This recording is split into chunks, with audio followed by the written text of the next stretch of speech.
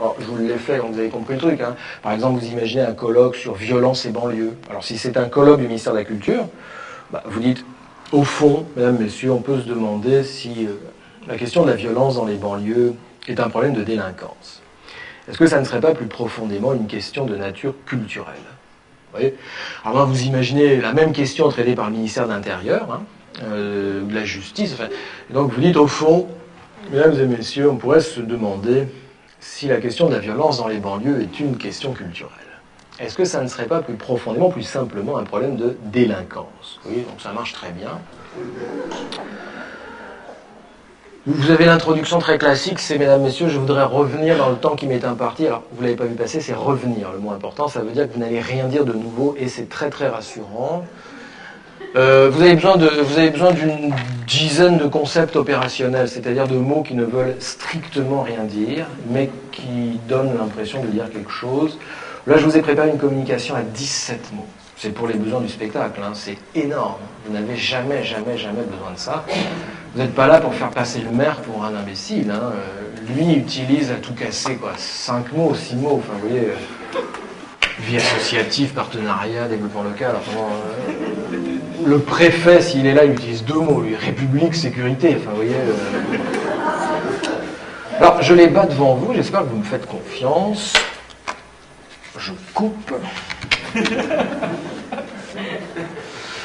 Et donc, vous dites, mesdames, messieurs, monsieur le président, monsieur le représentant du conseil général, monsieur le maire, je voudrais revenir dans le temps qui m'est imparti sur une notion qui, moi, me paraît essentielle.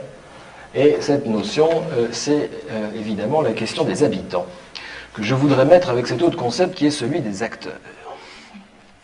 Si nous voulons considérer les habitants comme des acteurs, c'est-à-dire réaliser avec eux un authentique diagnostic partagé qui prenne véritablement en compte la dimension interculturelle, alors, à l'heure de la décentralisation, ce que nous appelons encore citoyenneté doit nécessairement s'inscrire dans une proximité, parce que la question démocratique est tout entière contenue aujourd'hui dans celle de la préservation du lien social, et à l'heure de la mondialisation, c'est désormais l'espace du local, qui est l'espace du partenariat que nous devons tisser de solidarité, faute de quoi?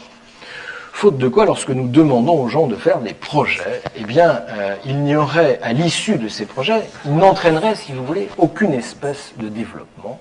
Et c'est pourquoi nous devons inlassablement raisonner avec eux en termes de contrat et faire notre effort permanent pour mettre en place une vraie, une authentique, une sérieuse participation avec eux.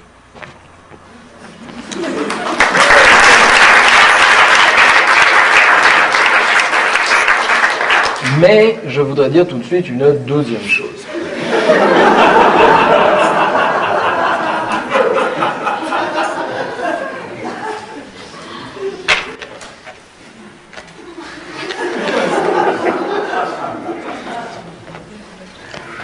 Cette deuxième chose, c'est que, comme l'a fait remarquer un intervenant précédent, si la question de la démocratie avec l'impératif de développement qui est le nôtre aujourd'hui doit prendre en compte la dimension interculturelle lorsque nous montons des projets avec les habitants dans une relation de proximité, c'est parce qu'à l'heure de la mondialisation, ce que nous appelons citoyenneté, eh bien, désormais, doit s'inscrire dans une décentralisation qui intègre un authentique diagnostic partagé à l'échelon du local, faute de quoi ce que nous appelons lien social, et qui n'est rien d'autre, en définitive, que la vieille question de la participation, ne se réaliserait sous la forme d'aucun contrat, c'est-à-dire ne prendrait pas en compte la question des acteurs eux-mêmes. Et alors, si nous parlons de solidarité, est-ce que ça n'est pas, en définitive, c'est amusant, de partenariat que nous voulons parler?